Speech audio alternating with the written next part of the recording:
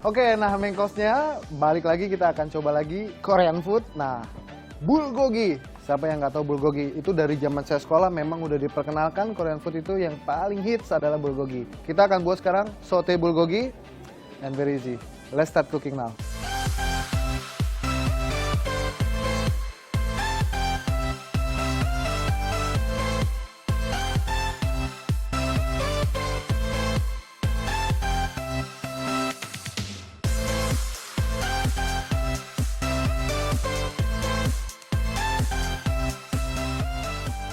Step pertama yang mesti kita lakukan adalah kita buat marination-nya.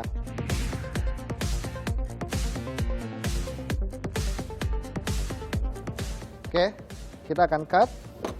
Saya butuh setengah onion saja yang ukuran medium seperti ini. Oke, kita cut half dan kita butuh juga pear. Untuk sebesar ini saya butuh setengah aja. Oke, kita buang bijinya. Jadi natural sweetness dari onions and pears-nya itu akan menambah rasa dalam beef-nya.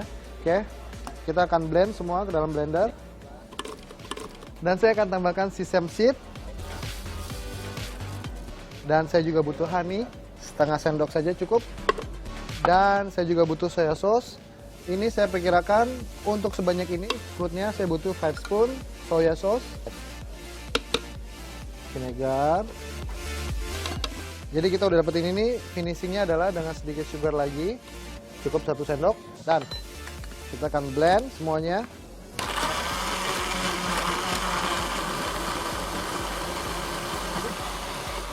Oke, nah ini udah, dan saya akan tambahkan juga garlic chop. Oke, nah ini kita akan mix lagi. Oke, ini udah cukup, kita akan pouring ini ke dalam bowl. Oke, sebetulnya the best bulgogi itu pakai beef ribs. Tapi kita akan coba dengan sirloin.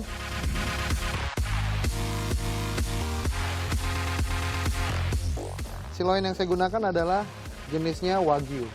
Jadi marblingnya Anda bisa lihat ada putih-putih ini, berarti dia ada konten fat di antara ototnya. Jadi sebutnya marbling.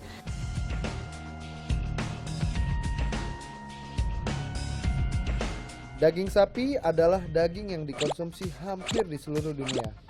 Di setiap daerah pun berbeda-beda cara pengolahannya.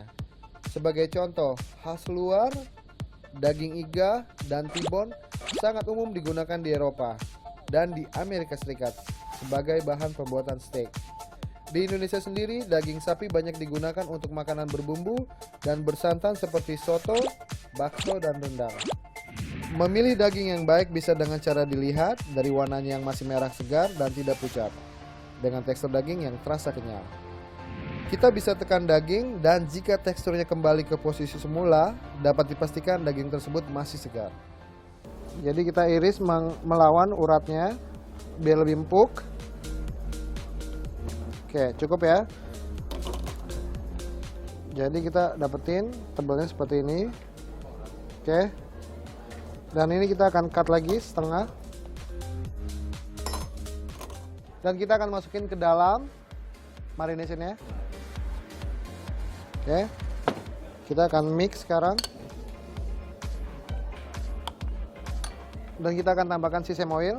Ya, cukup 1 sendok makan. Kita aduk.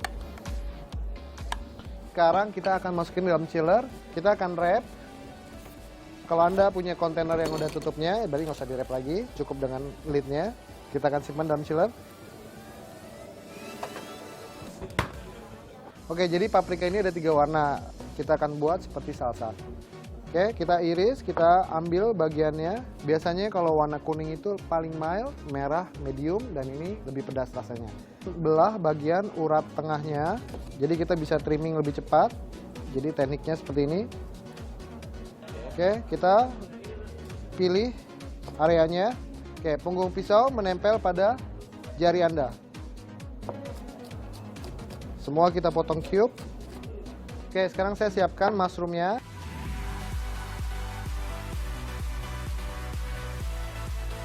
Jadi kita akan buat mushroom cube juga. Saya pakainya itu shimeji dan champignon. Oke, dan kita butuh juga cherry tomato. Nice. Kita akan tumis di atas pan. Nah, kita panaskan dengan oil, chop onions, and garlic.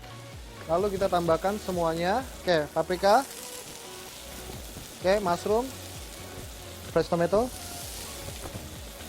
Ya, chili paste, tomato kecap, sedikit stock, dan sedikit black pepper. Dan kita udah punya salsanya, mushroom and capsicum. Salsa buat bulgogi. Oke, kita sisihkan. Dan kita udah siapkan yang udah kita marinate 3 jam sebelumnya. Beefnya, kita akan tumis sekarang di atas pan. Oke, nah ini udah 3 jam. Nah, kita akan pan fried. Ya, oil. Kita akan tumis sekarang.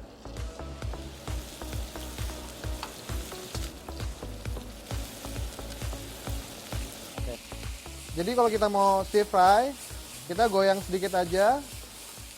Ya, seperti ini. Oke. Kita akan sajikan dengan steamed jasmine rice ala Indonesia, dan kita akan sajikan di atas lettuce dengan salsa yang saya buat. Let's go plating now.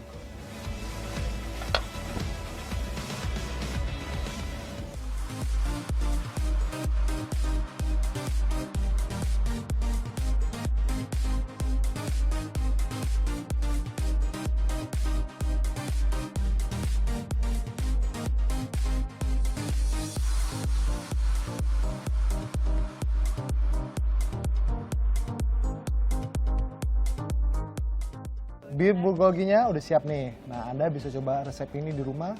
Sangat simpel kan? Semua bahan-bahannya udah tersedia di market dan Anda pasti bisa dapatkan. Oke, sekarang kita akan testing bulgogi. Nah, ini saya akan mix dengan rice-nya. Dan biasanya itu dimakan dengan lettuce-nya.